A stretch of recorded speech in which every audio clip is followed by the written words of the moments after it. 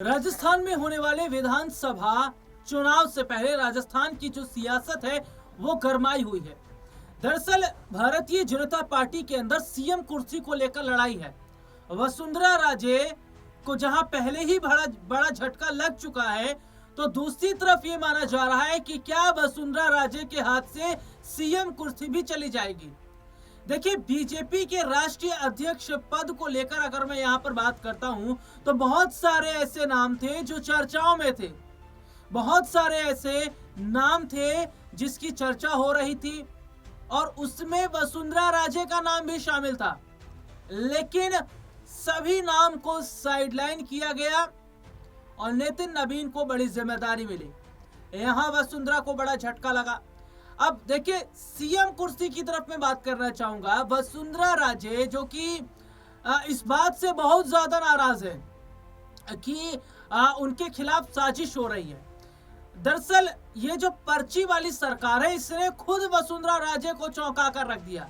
जब वसुंधरा राजे ने अपने हाथ से भजनलाल के नाम की चिट्ठी निकाली तो वो खुद हैरान हो गई। हालांकि इस पर हनुमान बेनीवाल का एक बड़ा बयान सामने भी आया था।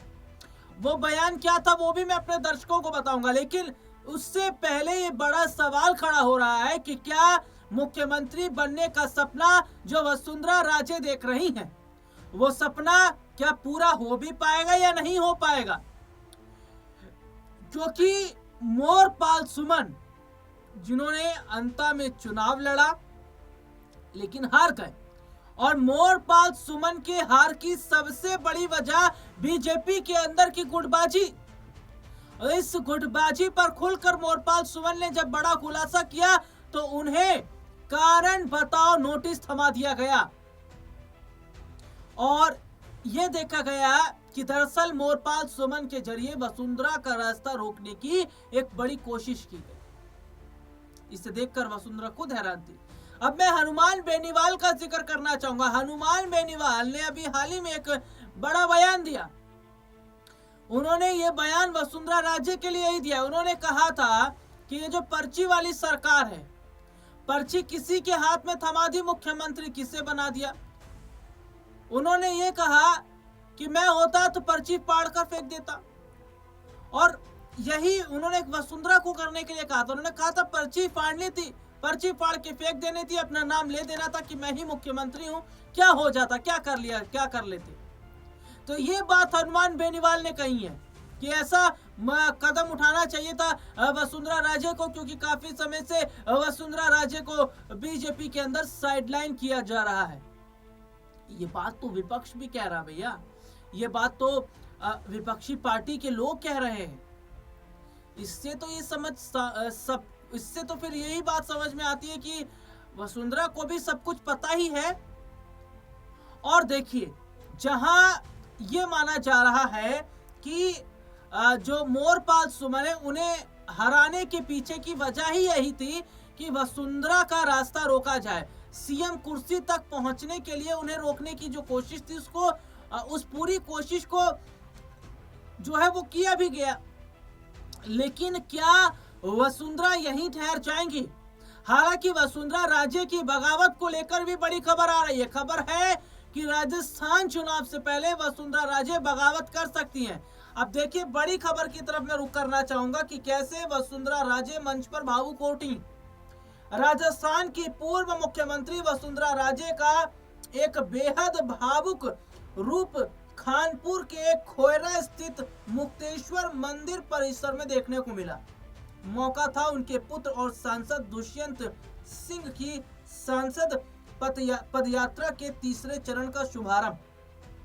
इस दौरान जब एक बालिका उनके परिवार के संघर्ष और सेवा की गाथा कविता के रूप में गुनगुनाती है, कविता के रूप में सुनाती है, तो राजनीति की महारानी आंसू नहीं रोक पाती है, उनके आंखों से आंसू गिरने लगते हैं।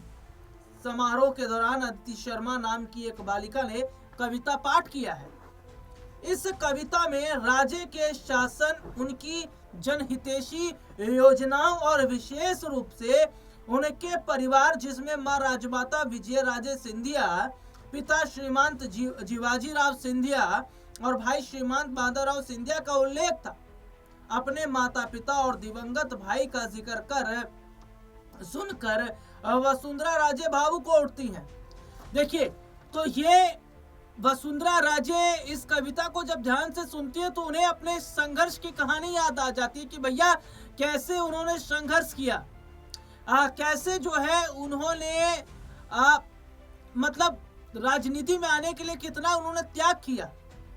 और सुनिएगा, जनता को संबोधित करते हुए वसुंधरा राजे ने कहा कि जब भी उन्हें अपने परिवार की याद आती है तो वह लोगों से मिल रहे अगाध प्रेम में अपने खोए हुए परिजनों को खोजने लगती हैं। उन्होंने स्पष्ट शब्दों में कहा कि मैं बहुत भावुक हूं, मुझे धन दौलत की लालसा नहीं है, मुझे केवल जनता रूपी परिवार के प्यार की जरूरत है जो मुझे भरपूर मिल रहा है। मेरा लोगों से दल का नहीं बल्कि दिल का रिश्ता है। और देखिए, वसुंधरा राजे ने साफ कर दिया कि भैया ये जो सत्ता वत्ता की बात हो रही है ना, ये जो कुर्सी वुर्सी का खेल खेला जा रहा है और ये जो कुर्सी वुर्सी के लिए साजिश हो रही है, हमें कुर्सी वुर्सी नहीं चाहिए, हमें लालसा नहीं है। हम दल से नहीं जुड़े, हम दिल से जुड़े। और जनता का वो आभार मिल रहा है, इसका क्या मतलब है? इसका मतलब तो यही है, वसुंधरा राजे ने साफ मैसेज दे दिया है कि भैया बीजेपी की वजह से जनता मुझे नहीं जानती है, जनता मुझे जानती है मेरे काम की वजह से, जनता मुझे जानती है मेरे सौहार्दपूर्ण भावनाओं की वजह से, लोगों के साथ जो उनका अपनापन है उस वजह से जनता जानती है, भैया दल से नहीं जानती है। तो ये कहना बड़ी बात है कि जो अभी तक ये कहा जा रहा था कि भैया वसुंधरा की पहचान जो है वो बीजेपी से है, बीजेपी में रहते ही वसुंधरा को इतना मिला, लेकिन उन्होंने साफ कर दिया कि जो लोग ऐसा सोच रहे ना कि वसुंधरा की पहचान दल से नहीं है। राजे ने अपने बेटे सांसद दुष्यंत सिंह की इस पदयात्रा को राजनीति से ऊपर बता दिया। उन्होंने कहा इस यात्रा का कोई संकीर्ण राजनीतिक अर्थ नहीं है, ये यात्रा विकास के मार्ग पर निरंतर चलने वाली है। हम तो लगातार जनता के मुद्दों को उठाते रहे और जनता के मुद्दों को उठाएंगे, और जो लोग राजनीति कर रहे हैं वो राजनीति करते रहे।